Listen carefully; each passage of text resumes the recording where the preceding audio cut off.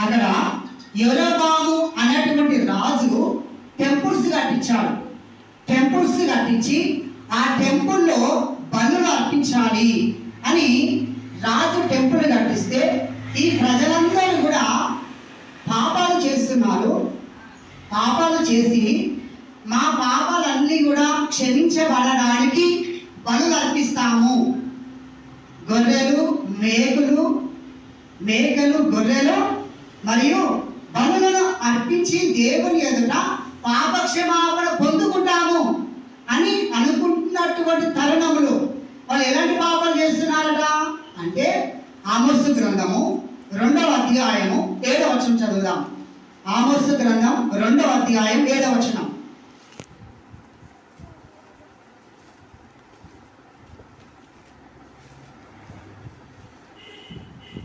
ఆమోసు గ్రంథం 2వ అధ్యాయం 7వ వచనం. కొంచెం పెద్దగా. దళితుల నోటిలో మన్ను బహు ఆశపడుతురు, దీనులకు త్రోవలో అడ్డం పెట్టుదురు, తండ్రియు కుమారుడు ఒక్కదానినే కూడుదురు. చూడండి అక్కడ ఎన్ని పాపాలు కనబడుతున్నాయి అంటే 3 పాపాలు అక్కడ మనకు కనబడుతున్నాయి.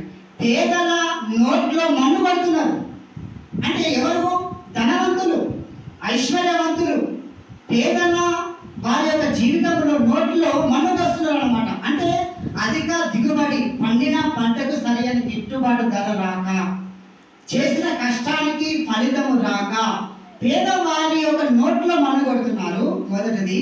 రెండవది, దీనులు నడుస్తూ ఉంటే వారి త్రోవలకు అడ్డం పెడుతున్నారు. దీనులు, అమాయకులు, నోరు లేని వారి దారికి అడ్డంగా ఉంటున్నారు. 3వ పాపం ఏం పాపం అంటే తండ్రి కొడుకు ఒక్కదానినే కూడుతున్నారు. అంటే లైంగిక సంబంధం. తండ్రి కొడుకు ఒక్కదానితోనే లైంగిక సంబంధం కలిగి ఉంటున్నారు. అంటే కొడుకు భార్య భర్తలు. తండ్రి కొడుకు అంటే తండ్రికి కొడుకు భార్య ఏమవుతుంది? కోడలు అవుతుంది. కానీ మామ కోడలు కూడా సంబంధం కలిగి ఉన్నారట. ఇలాంటి పాపములు చేస్తున్న సమయములు. తర్వాత ఆమోసు గ్రంథము 4వ అధ్యాయము 1వ వచనం. ఆమోసు గ్రంథం 4 1వ వచనం. సోదరు పర్వతమున ఉన్న బాషాను ఆవులారా అంటే భాష ప్రాంతంలో ఉన్నటువంటి వారి కొరకు దరిద్రులను బాధపెడుతూ. చూడండి పేదవారిని బాధ పెడుతున్నారు. ఈ రోజుల్లో లేరా అట్లా? పేదవారిని బాధ పెట్టేవారు లేరా?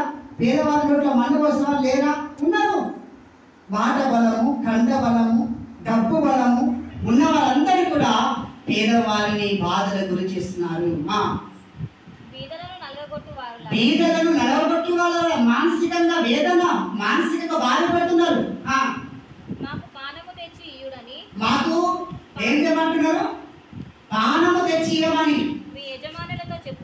అంటే ఆడవాళ్ళు ఏం చేస్తున్నారు అంటే మేము కూడా తాగుతాం, మీరు తాగుతున్నారు కదా, మేము కూడా తాగుతాం, మాకు తీసుకురండి అంటున్నారట. ఏంటిది? మద్యము అక్కడ చూడండి. మీరు తాగుతున్నారు, మొగలు తాగుతారా? ఆడదా మీరు తాగద్దా? మాకు కూడా తీసుకురండి, మీరు తాగుతాం, మందు తాగుతాం, తీసుకుని రండి అని ఇలాంటి పాపములు ఆమోసు ప్రవక్త కాలంలో జరిగినప్పుడు దేవుడు ఆమోసు ప్రవక్తని ఎన్నుకొని ఒక హెచ్చరిక చేయడానికి ఇక్కడికి పంపించాడు. అదే 9వ అధ్యాయంలో ఈ ప్రజలందరినీ కూడా దేవాలయంలో, టెంపుల్లో వారు బలులు అర్పిస్తున్నారు. బలులు అర్పిస్తూ ఉండగా దేవుడు ఏమన్నాడంటే ఈ టెంపుల్ పైన ఉన్నటువంటి కప్పును తీసివేస్తా, ఈ కప్పు మీ మీద పడే విధంగా ఒక ఖడ్గము వచ్చి ఈ ఖడ్గము చేత మీరందరూ నశించే విధంగా చేస్తా. అయితే ఈ ఉగ్రతను తప్పించుకోవడానికి మీరు పారిపోతారు. కొండల దగ్గరికి పారిపోయిన నా హస్తము చాపి నేను మిమ్మల్ని తీసుకొని వస్తా. మీరు కొండలు దాటి సముద్రంలోకి వెళ్ళినా ఆ సముద్రంలో దాగి ఉన్న సర్పానికి ఆజ్ఞయిస్తా. సర్పము మిమ్మల్ని కాటు వేసి చంపమని సర్పానికి ఆజ్ఞయిస్తా అని దేవుడు అక్కడ చెప్పాడు. మీరు శత్రువు మిమ్మల్ని తీసుకొని వెళితే శత్రువు బలాన్ని కూడా జయించి తీసుకొని వచ్చి మిమ్మల్ని నాశనం చేస్తా. మీరు ఈ విధంగా ఎక్కడికి వెళ్ళినా నేను తీసుకొని వచ్చి మిమ్మల్ని నాశనం చేస్తా అని చెప్పేసి అక్కడ దేవుడు వారితో పలుకుతూ ఉన్నాడు. తర్వాత దేవుడు మన మాట ఏమంటున్నాడంటే ఆమోసు గ్రంథం 9వ అధ్యాయము 7వ వచనంలో మీరును అన్యులు నాకు సరి సమానులే అంటున్నాడు. మీరును అన్యులు నాకు సరి సమానులే అంటున్నాడు. 7వ వచనం చదువుదా. ఇశ్రాయేలీయులారా మీరును కుషీయులను నాకు దృష్టికి సరి సమానులే. కుషీయులు అంటే అన్యులు. అంటే అన్యులు మీరే గొప్ప, అన్యులు తక్కువ అని మీరు అనుకుంటున్నారు.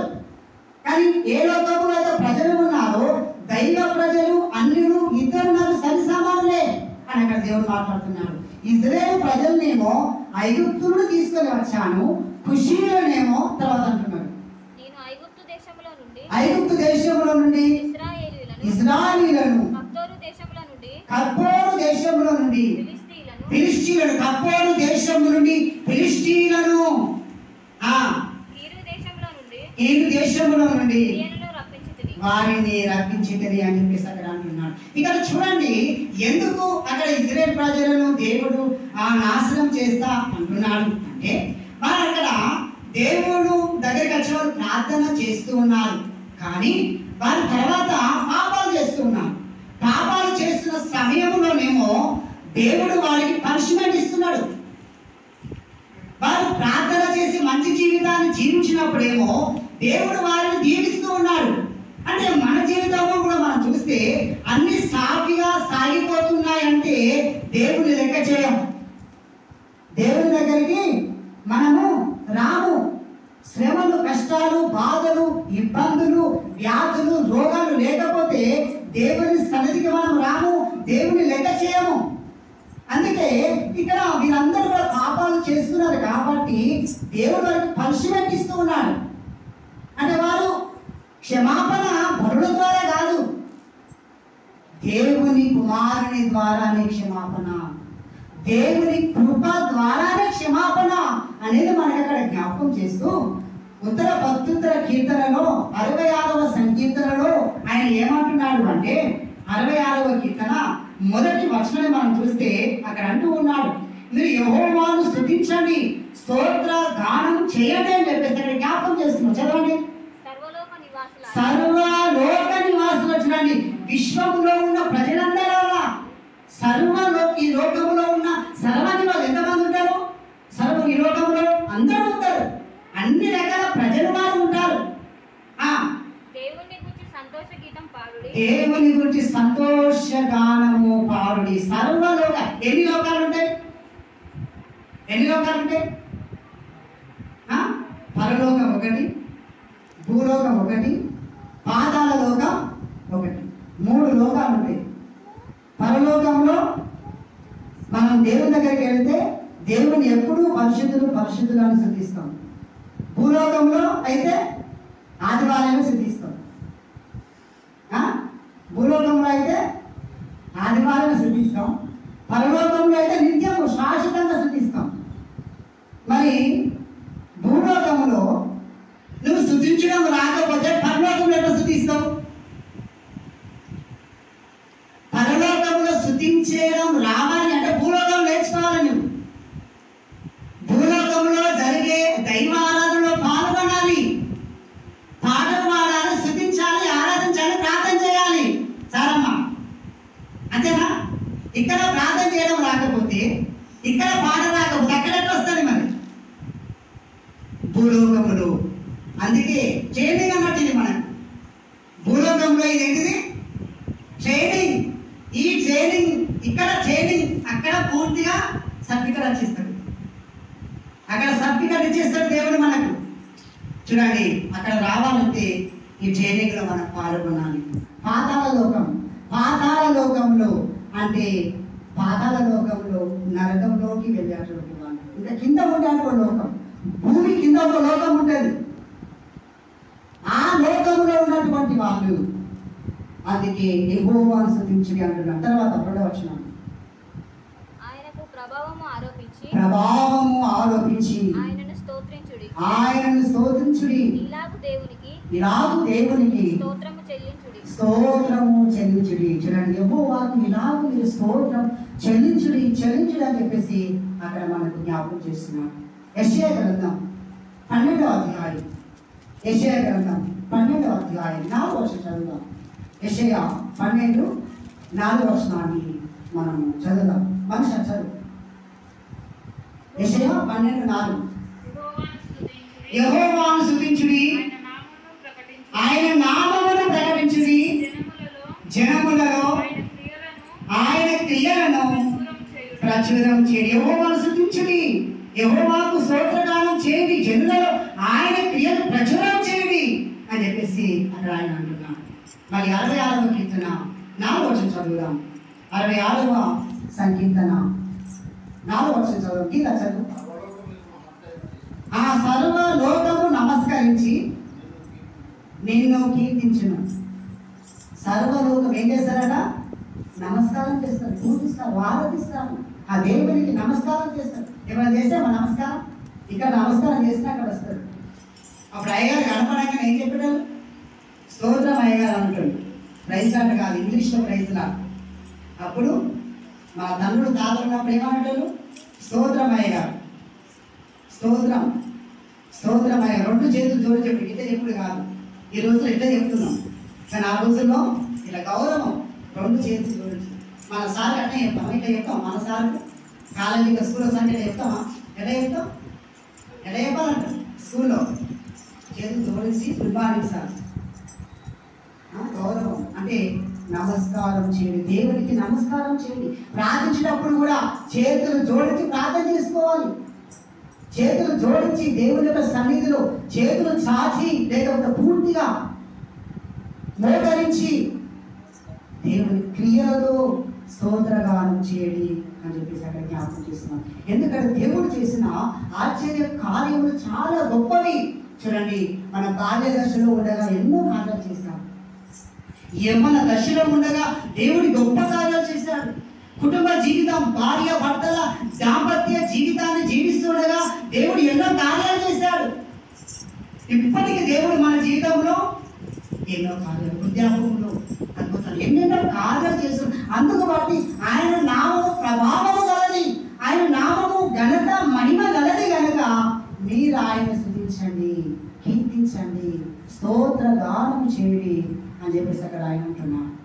పత్రికా పాఠం రోమిలకు రాసిన లేక 2వ అధ్యాయంలో మనం చూస్తే అక్కడ యూదులైనటువంటి వాళ్ళు ధర్మశాస్త్రము ఎడల అతిశయము కలిగి ఉంటారు. అంటే ధర్మశాస్త్రము నేను చదివాను, ధర్మశాస్త్రము ఎడల పట్టుభద్రత కలిగి నేను ఉన్నాను, ధర్మశాస్త్రం నాకు ఒక్కరికే తెలుసు అని ఒక అతిశయం వాళ్ళే ఉంటుంది. అందుకే దేవుడు ఏమంటున్నాడంటే పరిశుద్ధ పౌలు ద్వారా, ఇదిగో యూదులైనటువంటి నీవు ధర్మశాస్త్రం ఎడల నువ్వు అతిశయపడుతున్నావు కదా, నువ్వు అతిశయపడమే కాదు, నువ్వు దాని ఎడల ఎలా ఉండాలి? జ్ఞాని అయి ఉండాలి. నువ్వు దాని ఎడల ఉపాధ్యాయుడవై ఉండాలి, ఒక బోధకుడవై ఉండాలి, ఆచరించేవాడిగా ఉండాలి అంటున్నాడు. అక్కడ చదివేవాడిగా పట్టుకునేవాడే అని కాదు. యూదులు ధర్మశాస్త్రం ఉంటే అతిశయపడతారు, పట్టుకోవడం వల్లనే కాదు, చదవడం వల్లనే కాదు. దేనివల్ల గొప్ప? దేనివల్ల? ఆచరించుట వల్ల గొప్ప. అందుకే యూదులవైన నీవు, బోధకుడవైన నీవు, ఇతరులకు బోధించు నీవు ఎందుకు బోధించుకున్నావు అని అక్కడ. వ్యభిచరింపవద్దు అని బోధిస్తావే, నీవెందుకు వ్యభిచరిస్తావు? దొంగిలించవద్దు అన్నావే, నీవెందుకు దొంగలిస్తావు?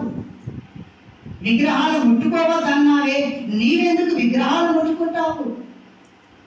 ఇలా అన్ని విషయాలు అక్కడ దేవుడు అక్కడ చెప్తున్నాడు. చూడండి, అందుకొరకే నీ వలనే కదా అన్ని జనుల ఎదుట నా నామము ఏమవుతుంది? అక్కడ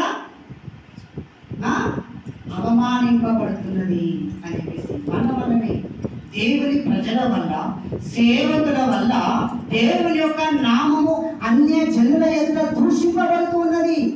అవమానింపబడుతున్నది అని పరిశుద్ధ పౌలు గారు అక్కడ నొక్కి వక్కానిస్తున్నారు మనందరికీ కూడా.